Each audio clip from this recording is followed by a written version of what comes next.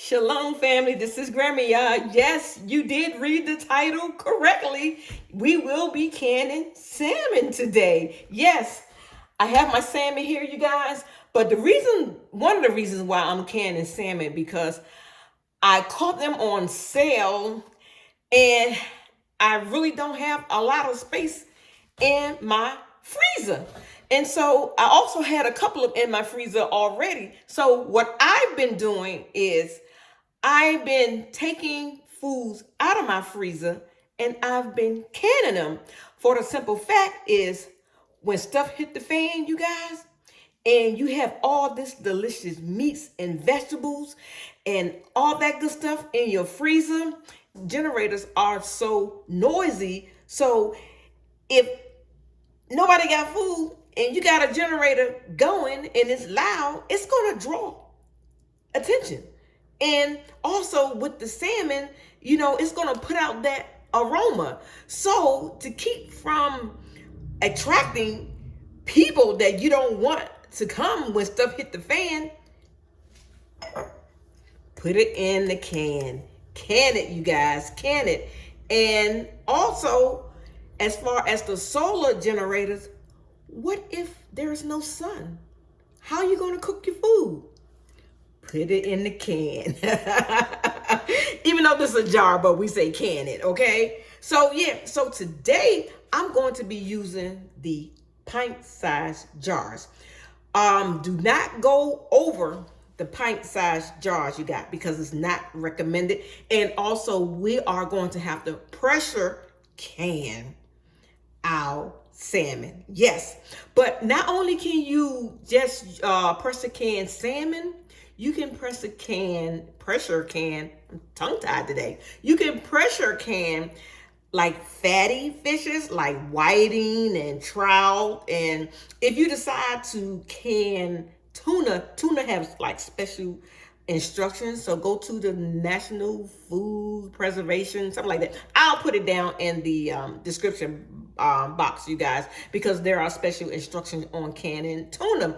But trout and, like I said, whiting and mackerel, hey, can it, put it in the jar. And also, as far as the jar is concerned, you can use the half pint, the 8-ounce jars as well. And usually I use this for jelly jar, or you can use, this is another 8-ounce jar. This is the short and fat one.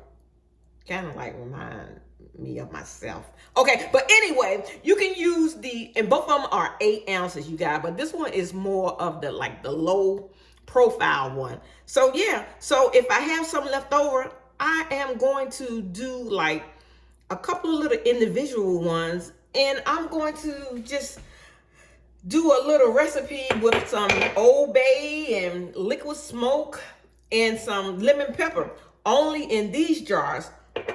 But my main jars just going to have just salmon in them, you guys. I'm not going to add any type of seasonings, no salt or anything, because this is for like long term. And if I add seasonings and spices and all that stuff, then I'm going to be limited to certain dishes. So, I love to make the salmon croquettes. I'm calling them salmon patties. I like the salmon and rice. You can, throw the salmon in the salad. I mean, you just can do all things with salmon. So don't let the salmon the price of salmon keep you from canning your fish. Like I said, you got the trout and the mackerel and the whitings, those nice fatty fish. Okay, family? So what I'm going to do, I'm going to open these packages up, family. I have 4 packages, and I'm going to get them washed. I always rinse my fish off. That's just me.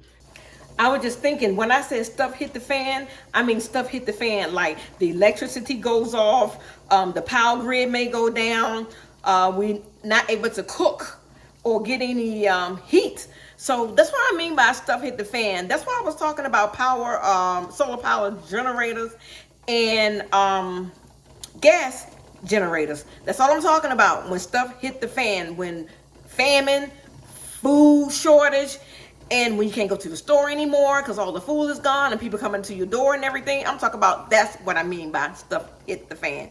Now my fish is all washed, you guys. So I'm just going to take a salmon, okay? And I'm just going to use my kitchen shears, you guys. And I'm just going to cut it just in pieces. Like this. Just pieces like this, and just stuff it. Just stuff it in my jar, okay? Some people roll their salmon and stuff it in their jar. I can do that too. But it's so much easier for me to just cut into pieces, just like that, because of what I'm going to do with it, you know, salmon croquettes and all that. And just push it in the jar. Just push it down as much as you can. And we want to use that 1-inch head space. Okay, I'm gonna do another one. I'm just cutting the pieces, you guys. I'm just trying to show you on camera. It's kind of hard. But yeah, so I'm just cutting in pieces. And I'm just going to stuff this jar. It's nothing to it. There is no art to it. And if you have salmon that has the skin on it, try to make sure that the skin is on the outside. On the outside, pointing toward the outside of the jar. Yeah, but other than that, I mean, they don't have to be uniform. I'm just cutting in chunks and just getting them in here. Just make sure you push it down really, really good. Yeah, so like I said, you can roll it or you can just cut them in these chunks. And then when you have like the little pieces, you can just stick the little pieces just down in the sides, okay? But make sure you still leave your, that's too much, your 1-inch head space.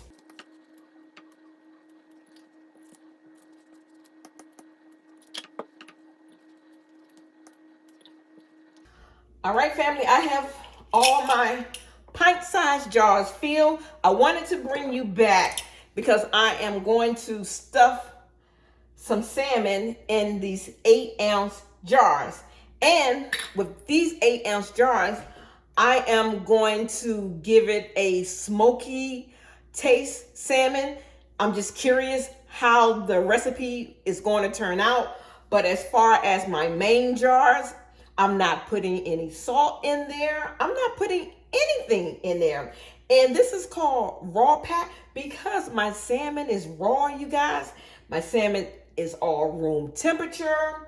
When I put my water in my canner, the water in my canner is going to be room temperature, okay? So let's cut some salmon up and get it in this jar and let's make up a recipe, okay? This is going to be considered smoked salmon. I'm gonna use this little 8-ounce jar because I am so curious what this recipe is going to taste like. And if it comes back delicious, you guys, I'm going to let you know. So you see how I'm cutting it? There's no wrong or right way to cut this salmon. Long as you leave that 1-inch head space, okay? I have another, enough for another jar, okay? So I'm just gonna push this down. Get my paper towel. This just 8 ounces, you guys. This is gonna be our own little personal salmon to just taste once it gets done. So what I'm going to do, I'm going to add some lemon pepper. I am going to go with a 1/2 teaspoon of lemon pepper. You store it in there. I am going to go with a 1/2 teaspoon, well, a little over half, a nice heaping of Old Bay seasonings. And then I'm going to add I'm going to stick with a half a teaspoon of everything, you guys, of the liquid smoke, okay? Hopefully this is enough to give me that smoky taste. And this is just an experiment, okay? So, make sure all my salmon is pressed down. Make sure you press your salmon down really, really good to get most of the air bubbles out, you guys. Get most of the air bubbles, because you really can't really debubble this with the debubbler. So just push it down really, really good. So now what I'm gonna do is I am going to wipe off all my rims. You know, fish is greasy, so I'm gonna wipe off all my rims with vinegar. You know, family, there's a lot of things that you don't need. You don't really need a funnel. That's why I didn't come with a funnel, because it's gonna be hard to push it down. I mean, you could take something and push it down, and just to keep your the grease off the rims of your jar, you could use a funnel, but it's not necessary. We are going to need the jar lifter, not now, but when we take them out of the canner. And so I don't know if you guys have noticed that there's nothing in this jar. No water, no broth, no nothing. You don't need to add any liquid, because it's gonna make its own liquid. Yes. I mean, this is so simple. This is one of the simplest recipes in canning that I know of, okay? So since we are dealing with fish, and fish is very greasy, but remember, the fish have the omega-3s and 6s, so we got something good here. So just dip your napkin or your or your towel, and just clean off the tops, you guys. Clean it off real good to make sure that you don't have any grease or any seasonings, because I did throw seasonings in this little one. This is just for like trial and error. I'm just going to see if the recipe for this smoked salmon is going to come out good. So like I said, I use the lemon pepper seasonings, the liquid smoke, and Old Bay. I just think that's going to be delicious. So just, if you feel in doubt, go back around with your vinegar and your towel, family, because we don't want to do all this work and then our jars don't seal, okay? So I have my lids right here in warm water. This is the only thing that's in warm water, just my lids. And as you cleaning your lids and going around to make sure that there's no debris on your lids, also check for any nicks or any cracks as well. So basically now I'm just going to put my ring on it and just close it fingertip tight, only with your fingers, fingertip tight. Let's do it again. Fingertip tight. I have to be totally honest. One of these little ones, they don't have to seal, because if it's sealed, I'm gonna pop it back open because I want to see how it's going to turn out with my seasons and everything. So let me get these all wiped off very good, and I'll bring you back. All right now, family, I have my jars ready to go in the canner. I am working with a Presto 23 quart canner, you guys. And with the Presto 23 quart canner, there are water lines in there. And I marked my water line because sometimes it's kind of faint. I can't hard to see. So I just took a Sharpie and marked my line where I can see it very easily. But I'm working with a Presto 23 quart with my canner. If I couldn't see the line, because I read my manual, I know that 3 quart size jars will fill up to where my line should be. So if you don't have a 23 quart canner, read your manual, because your manual may say something totally different, but read your manual. Okay, let's load them up, you guys.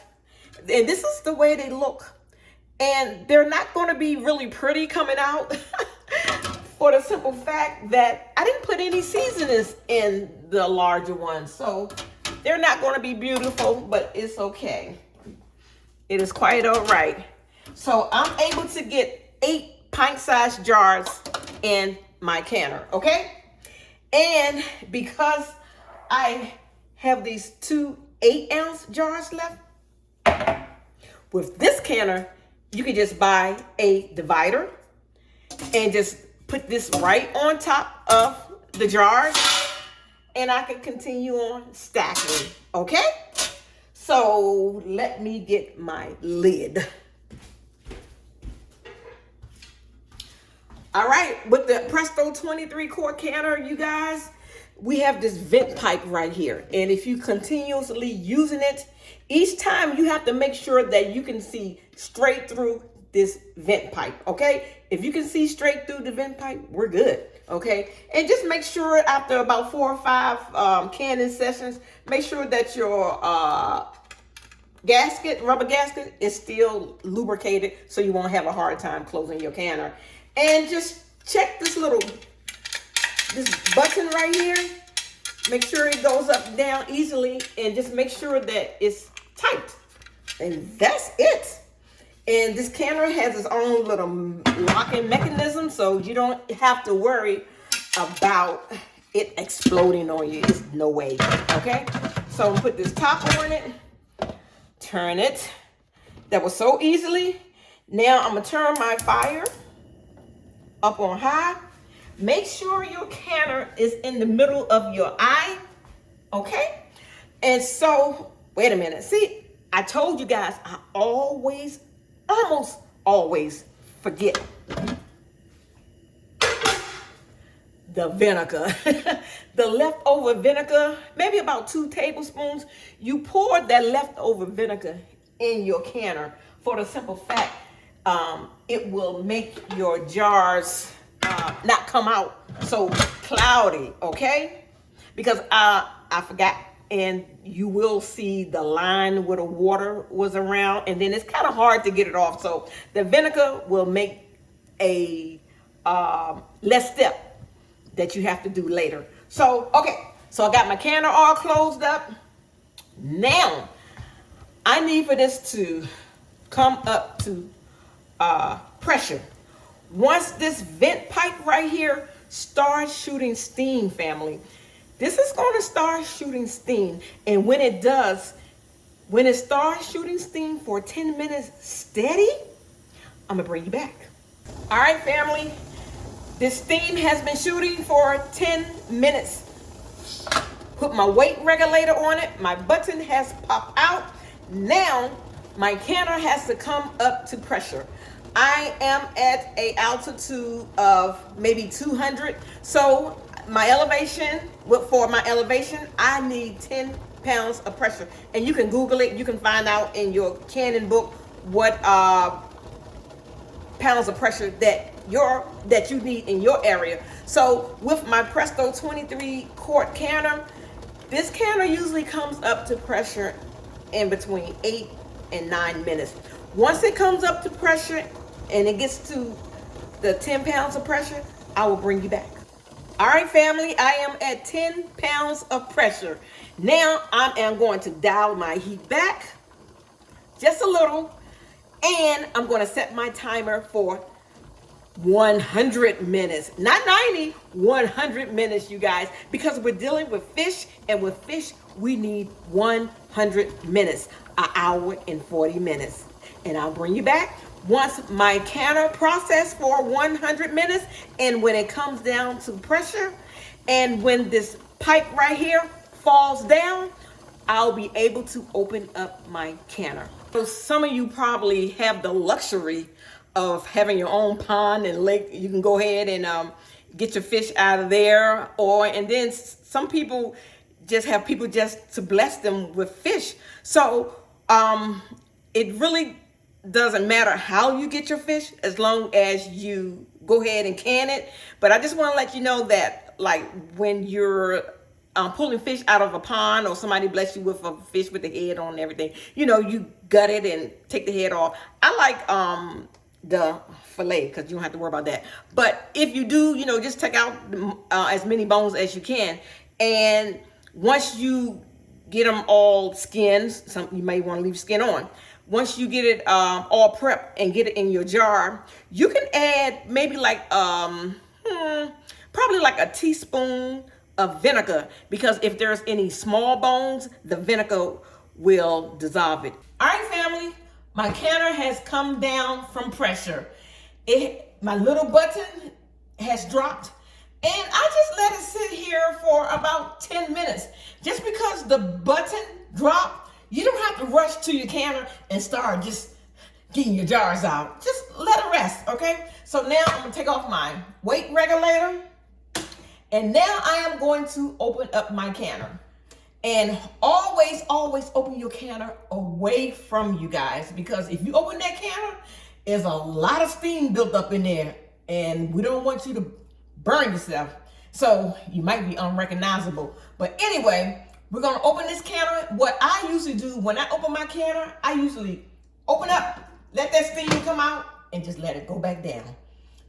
Oh, that smells so delicious, you guys. Did y'all see that steam? So now what I'm going to do is, now I got that burst of steam out, I'm going to take this to the sink away from me.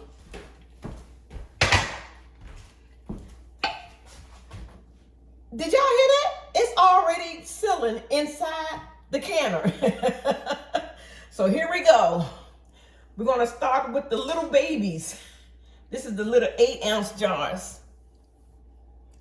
You know, this is the one I had put the seasonings in, you guys. Yes. Yes. Isn't that gorgeous? And it smells so delicious in here. And now I just have to get my divider out. Take my divider out. Did y'all hear that? That is music to my ears. And here we go. That is your salmon. Voila, here we go. You guys, most of my cans, they've already pinged and dinged. They're already sealed. You guys, all I'm asking you, just can your food. Because I have a lot of food in my freezer, you guys. And if my electricity go off, I don't want to lose it. So that's why I say can as much as you can, okay? So you guys, I do this for you, and I hope you guys enjoyed this video. If you did, please hit like, share, and please subscribe if you haven't. I do this for you because what? Because I love you. And guess what? I love the Most High more. Shalom.